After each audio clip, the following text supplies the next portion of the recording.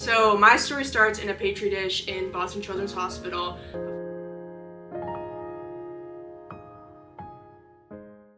Hello, my name is Sofia. I'm here to talk to you about primary immune deficiencies. My parents were directly supported by the Jeffrey Medell Foundation in regards to the story of my brother and I. My brother was born in Mexico City in 1999, and when he was born, doctors and my parents noticed that he was getting sick very easily. A common cold was fatal for him. So doctors told my parents, there's nothing we can do. This is just bad luck. We don't know how to treat it. We don't even know what it is. My parents were left with the struggle of trying to figure out how do we protect our baby boy from something we can't even see or even understand. So one of the doctors suggested to my parents to go to Boston Children's Hospital in Boston, Massachusetts, and meet with some of the best immunologists there and try to see if they could diagnose and treat Andy. So that's what my parents did. They left their house, their family, everything they knew back in Mexico City, and they moved to Boston. We like to kid with my mom that before moving to Boston, she couldn't have even placed Boston on a map. And now, 24 years of living there, she still complains every single winter as to how cold it is. She hasn't learned, apparently. But yeah, my parents got to Boston Children's Hospital, and it took 800 days for my brother to be diagnosed, to even just be told that he had Nemo, for my parents to just know that what was hurting their son was Nemo. They were in the hospital for 1,000 days or 5 years doing traditional methods of trying to treat my brother, like chemotherapy, blood transfusions, and trying to find a stem cell donor. Fred and Vicky were actually the first people that said to my parents, have you considered a stem cell donation? And that's where the whole journey of trying to find a donor started. So after a long time of trying to find a donor, my parents couldn't find one. And that's when doctors approached my parents and said, have you considered having a baby girl with a little bit of the immune deficiency so she's compatible with Andy? And that's where I come into the story. Through IVF and making sure that these cells were compatible with my brother. I was born in March 2004, and when I was a baby, they did a little surgery to take out some of my bone marrow in my leg, and those stem cells were used to cure Andy of Nemo, his primary immune deficiency. So meaning that I'm a compatible donor for Andy means that I'm a carrier of Nemo, because Nemo only affects the Y chromosome, so men, and I'm a woman, so it only affects me in small ways. So for Andy, it affects us in similar ways, but his are obviously more severe. So for example, both him and I had very messed up teeth. He has dentures now. I had 8 years of braces, and these are all fake. We both have very sensitive, dry skin. We both got a lot of eczema growing up, which we've learned how to manage. We both have very thin hair, and he doesn't sweat at all, meaning he gets very, very hot in the summer, and we have to cool him down. I have one part of my leg that doesn't sweat or grow hair. Growing up, I always knew the story. There wasn't a day where my parents sat me down and were like, you were born to save your brother. It was just always a thing that my parents celebrated. I thought it was the most amazing thing ever. It was never a sensitive point, because we always grew up going to the Jeffrey Medell Kids Days, going to the Boston Children's Hospital galas. So it was always normal, and we were always supported. My brother and I never had anything that was like, I was born to save you, give me your last chicken tender. It was more of like, I was born to save you, but I wouldn't have been born if you didn't have Nemo. So it really balanced out, but we never thought that way, and we also have a little sister, so it really isn't a topic of conversation that often.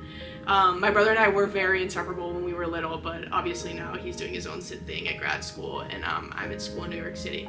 So the story isn't brought up very much in my life leading up to now, just because how do you bring up why you were born? Usually it comes up when my parents ask about why my parents immigrated from Mexico to the United States, or with the video that went viral on TikTok, a lot of my friends saw it, and when they ask like, oh my gosh, that's insane, whoa, tell us more, I just kind of say that that's just how I was born. I wouldn't change anything about it if I could. Yeah, so the producers and the directors of the Do Something movie came to our house in Massachusetts, and we sat down, my parents were interviewed, Andy and I were interviewed side by side talking about our story and how it impacted us. And then finally, a while later, my parents told us that we were going to New York City for the premiere, and we were all super excited. My little sister was so excited. We showed up. It was basically a reunion of all the doctors that worked with my parents, including Dr. Jordan Orange. We sat down, and when the video came up of our family, we were all like, because we hadn't seen anything. We were all just super excited and in awe, and it was the coolest thing ever to witness as a preteen. So my advocacy started with a viral video last February. Before that, I didn't really speak out on anything just because it was so normal to me, and I thought it was just more well known than it actually was. When this video went viral and my parents and I were looking through the comments, it kind of hit me that we are a rare disease community. There was a lot of shock and a lot of misinformation, and that's when I knew that I wanted to speak out on my experience and the experience of my family and my brother. My dad and I went to go speak at Harvard to motivate their med students to find cures, help with gene therapy, and just help families like ours be diagnosed. And that's when I really started getting into it. I ended up interning with Living Proof Advocacy, which basically teaches you how to tell your story in an impactful way. Their top 5 lessons for a powerful story are perfected, practiced, crafted, framed, and focused. And that's what I aim to do through my advocacy.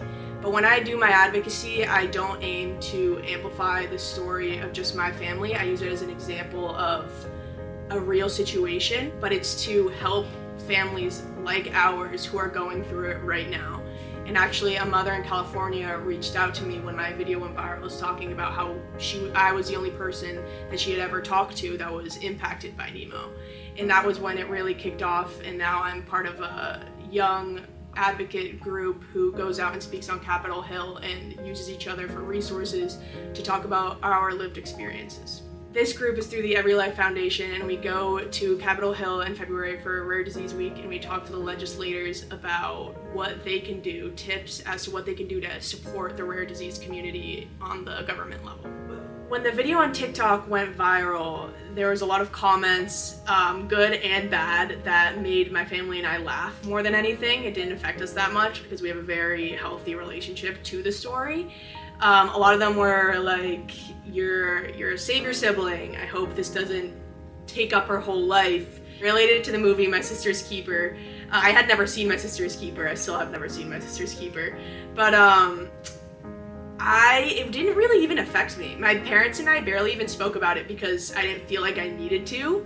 And I think they know that I'm comfortable with it, and they know that it doesn't really affect me because those people in the comments don't know that I have a little sister who's 5 years younger than me, nor the relationship with my parents and how close we all are. So in 2018, my dad started keeping bees in our backyard, and that's been our whole family hobby since then. So me and him and my sister mostly put on the bee suits and go back and get all the honey, and then we come back and put them in the bottles. And my brother is very proactive with the distribution of the honey. So if we get an online order in our small town Massachusetts, he'll go out and deliver them, or I run the social medias and Tanya cleans up all the messes.